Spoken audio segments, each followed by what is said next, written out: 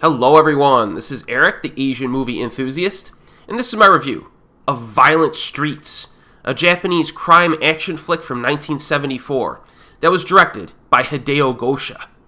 A while back, I did a top 10 list of Hideo Gosha movies, and Violent Streets ranked very high on that list. I'll include a link to that video in the description box below in case you want more recommendations from this director. But here's a plot synopsis from the recent Blu-ray release of Violent Streets. One of the finest directors of Japanese chambara, sword-fighting films, Hideo Gosha, who directed Sword of the Beast, 3 Outlaw Samurai, etc., also directed a number of films in the yakuza genre. The most outstanding of these was Violent Streets, a baroque crime thriller about a retired yakuza who gets pulled into a violent gang war by his former associates. Former yakuza member Egawa, played by Noboru Ando, is now a brooding, world-weary nightclub owner. Some of his former associates are released from prison and want to regain a foothold in the criminal underworld by igniting a gang war between the local yakuza and an out-of-town clan led by veteran actor Tetsuro Tanba, who appeared in Harakiri. Now, the film begins with our main character having to take care of some business when some thugs cause trouble in his nightclub.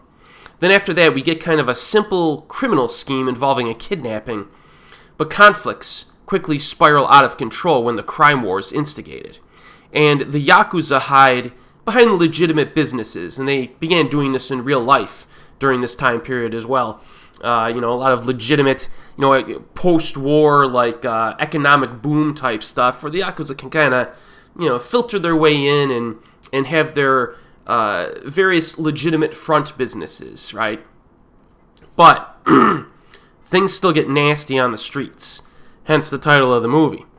And there are no real good guys in this film, but you do find yourself rooting for the lead after a while. Our protagonist does not want to get involved, but there are two factors working against him. Like the plot synopsis suggested, his buddies want to cash in on the gangster conflicts.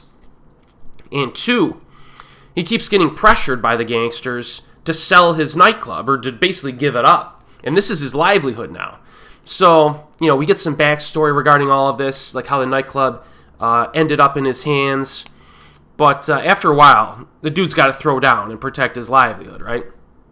Now, the lead actor, Noboru Ando, was the lead and the head of a real-life yakuza group before dissolving his yakuza family after his arrest and prison sentence for sending a hitman to shoot a man who insulted him when he was trying to collect money or whatever.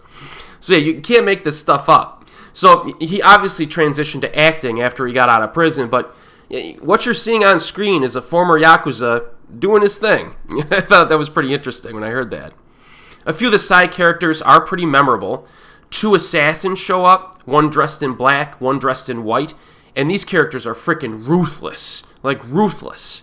Not exactly complex characters, or even properly developed, but you will not forget those two anytime soon.